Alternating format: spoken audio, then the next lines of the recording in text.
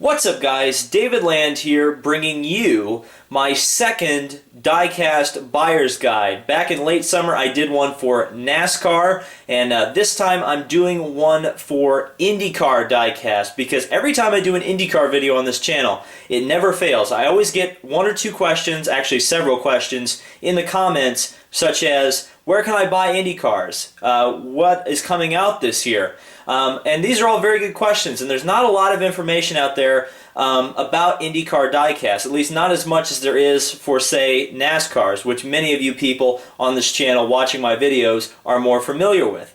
But that's not to say there isn't information out there, and there aren't places to get IndyCar Diecast, because there are, and we're going to cover all that stuff in this video. We're also going to cover stuff like what cars are coming out this year and the differences between the two molds this year.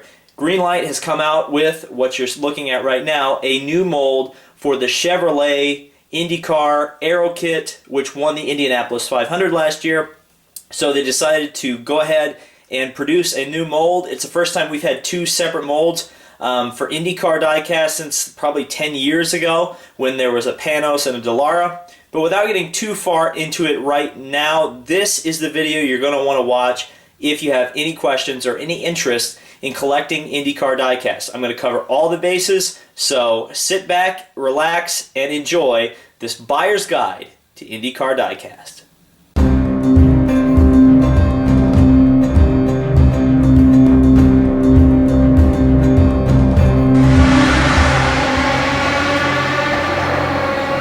So, the very first thing you're going to need to know about IndyCar Diecast are the two scales involved with IndyCars. Greenlight has chosen to go a bit of a different route than what most people are used to with their small scales and their big scales. Well, the small scale you're going to recognize right off the bat. It's a 1/64 scale car.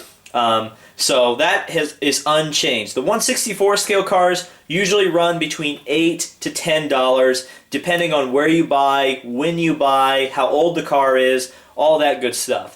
But generally, you're going to be looking in that price range for the car. And like I've said in previous videos, totally die-cast metal chassis, metal bumpers, rubber tires, all the good stuff. I mean, this is a high-quality premium die-cast.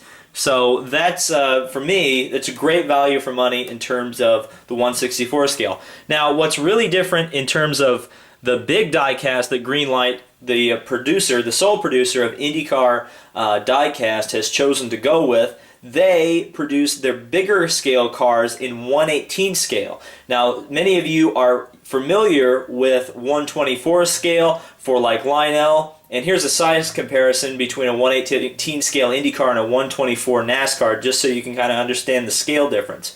But these cars run for about the same price.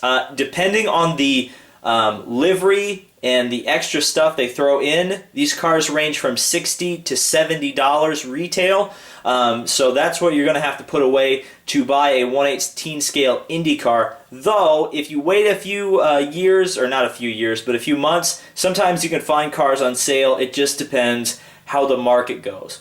But yes, these are the two scales we're going to be dealing with throughout this video. And let's take a look at the 1/64 scale cars first. So, talking 1/64 scale, like I said, $9 generally. Sometimes you can get them cheaper, sometimes they're more expensive, but generally speaking, $9 for a 1/64 scale car. There are going to be two Aero Kits that you're going to be looking for, two different molds for the IndyCar Diecast this year, and you're looking at both of them. Now, this car, the pink car, the Pippa Man car, which I've already reviewed. In fact, I've reviewed both of these cars, but I reviewed this one more recently. This is on the Chevrolet Aero Kit. You can see some of the differences being the much larger bumpers, much larger front wing, and the little hole in the under tray, which is not here on the 1/64 scale DW12 mold. Now, for the Chevrolet powered cars, the Chevrolet cars, the diecast made of the teams that are powered by Chevrolet and also use the Chevrolet Aero Kit, this is the diecast you're going to be looking for this year. This is what those cars are going to be made with, the Chevrolet Aero Kit mold. Now, for you Honda fans, you're going to have to stick with the DW12 at least for this year. We're not really sure whether or not we're going to get a Honda Aero Kit. In fact, we're really not sure if the Aero Kits are going to stay around until next year anyway. So right now, the Honda stuff, for any of you guys who like the Honda teams, Hondas are going to be on the DW12 mold. Now, some people may complain about this. I'm not going to be one of those people, for the specific reason that at least we got one Aero Kit that is essentially accurate to the 2015 Indy 500, which is fine with me. And the DW12 chassis, or the DW12 bodywork, is not that dissimilar to the Honda Aero Kit mold. So, I mean, it's close enough that if you squint at it, you can't really tell the difference. So I don't have a big problem with it, and hopefully next year we'll be getting a Honda Aero Kit in the full. But for this year, just 2 Aero Kits, and one of them is unfortunately going to be inaccurate. That's just the way the cookie crumbles sometimes. Also, if you're a loose collector, something you're going to want to look out for are bumpers that are a bit wonky. This is something that happens to Greenlight IndyCars a bit sometimes, especially in the 1/64 scale. The bumpers don't quite line up with the rear tires. And just for an example of something that looks straight, you've got this Jack Hawksworth car where the bumpers are pretty much perfectly lined up with the rear tires. So you're going to want to be looking for that if you're buying to get the cars out of the box and you really are a stickler about accuracy. So let's move on to one of the bigger things we're going to be talking about in this video, and it's the 1/18th scale. It's kind of Greenlight's signature series, if you will. So moving on to the big boys, the 1/18th scale cars, and let me say, Greenlight did a fantastic job representing the new Chevrolet Aero Kit in diecast form. This is one of my favorite diecasts I've seen in quite a long time, especially on the 1/18th scale. I'm hard pressed to buy 1/18th scale cars simply for a space issue and price issue, but this was too hard to pass up, and it's just the generic white car. A lot of cool details on this one. So just going over it really fast, you've got a metal wing, metal chassis in the middle here, including the side pods are both metal. Then you've got some plastic here for the little flicks above the rear wheels, and the under tray is also plastic. Then you've got plastic bumpers. The rear wing is all metal. And then you've also got the plain old rubber tires. Now, there are no removable features on this thing. You cannot take the engine cover off. You can't take like the headrest out or the shock cover off. None of that stuff. However, I think that this model is just immaculately represented. I really am a big fan of how they've done the Chevrolet Aero Kit. And when you look at it up against the DW12 mold that we will also be seeing this year, the same situation is true for the 1/64 scales like the 1/18s. The Honda cars will be on the old DW12 mold, and the Chevrolet cars will be on the new Chevy mold. So that's how you're going to be able to tell them apart. Hopefully I can show you some shots here. The difference between the Chevrolet Aero Kit and the DW12, because there are incredible amounts of differences between these two molds. So it's going to give you quite a bit of variety on your shelf versus just having DW12, DW12, DW12, all that stuff. It's great to get new accurate diecast because this, I mean, this one is just, they knocked it out of the park with this one as far as I'm concerned. So let's talk about what is coming this year, at least what we know is coming this year. You're looking at a Chevrolet car right now, and coming up on the screen as well are the cars that are going to be available on the Chevrolet Aero Kit, at least the cars that have a driver associated with them. I'm not going to include like the 500 promo and stuff like that. However, there are some notable drivers and teams on here. It's great to see that Max Chilton is getting a diecast right off the bat. Also, you know, of course, Scott Dixon's got 2 of them. So does Juan Montoya. Both of those cars are their 2016 cars and their 2015 champion cars from both the series and from the Indianapolis 500, respectively. So a lot of cool stuff. Charlie Kimball as well. He usually gets a car every year though, so why am I pointing that out as a big deal? However, it's going to be a very different car this year. Also, Joseph Newgarden is probably the biggest name on there that a lot of people are excited about his diecast getting made. Most of these cars will be available in both scales as far as I know, both in 118 and 164. Couple exceptions meaning are the Dixon Championship car and the Pippa Man car. I believe both of those cars are only going to be available in 164. So, moving on to what's going to be available on the DW12 mold for the Honda teams this year. Bit of a smaller selection, however, there are some pretty good cars in here.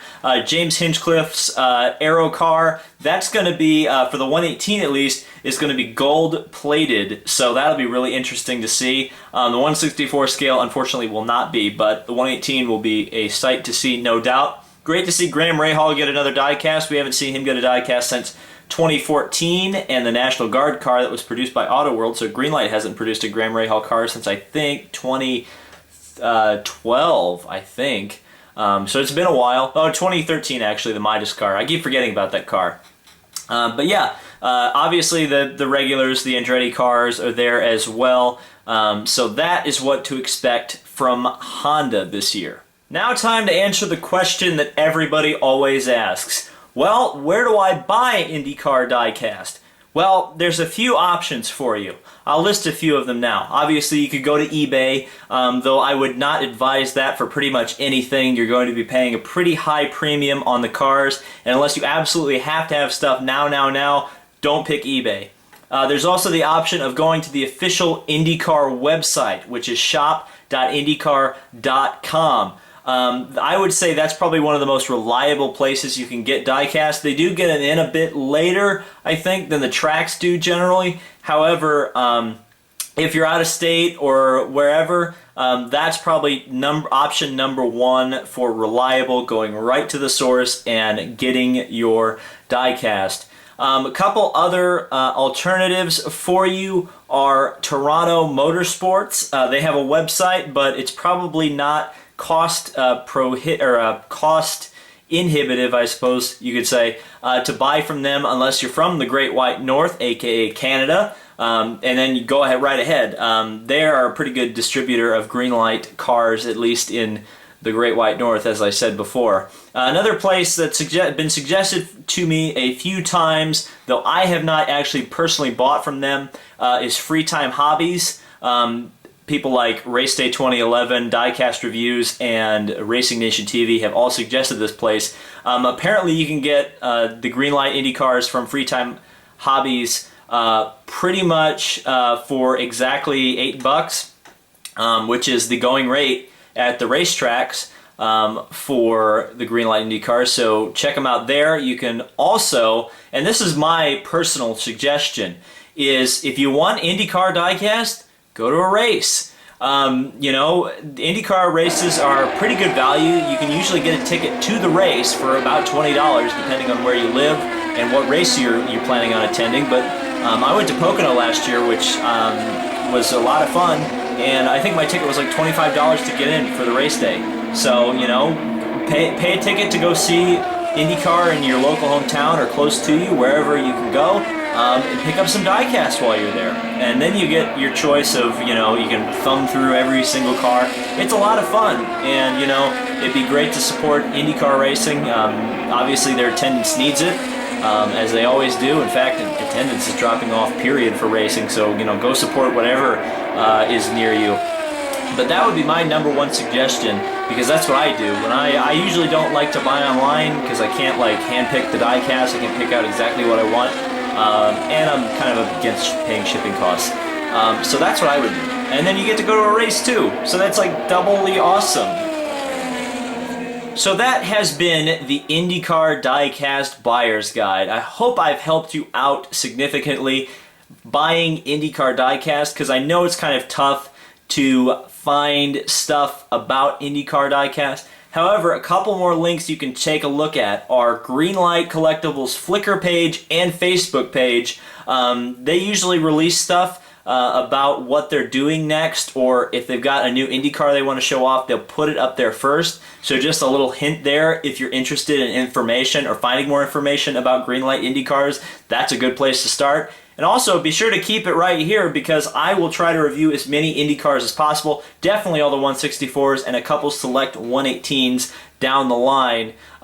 Specifically the Yellow Submarine Elio car and the Dixon Thunderbolt car, as well as hopefully the Juan Montoya Indy 500 winner. All those cars, hopefully, I will be reviewing sometime soon, so you can also get your information there. So thank you guys so much for watching the IndyCar Diecast Buyer's Guide. Please leave a comment down below if you found it helpful, or if you need any more questions answered. I'll try to answer those in the comments. So thank you guys so much for watching. Buy some IndyCar Diecast. They're freaking awesome.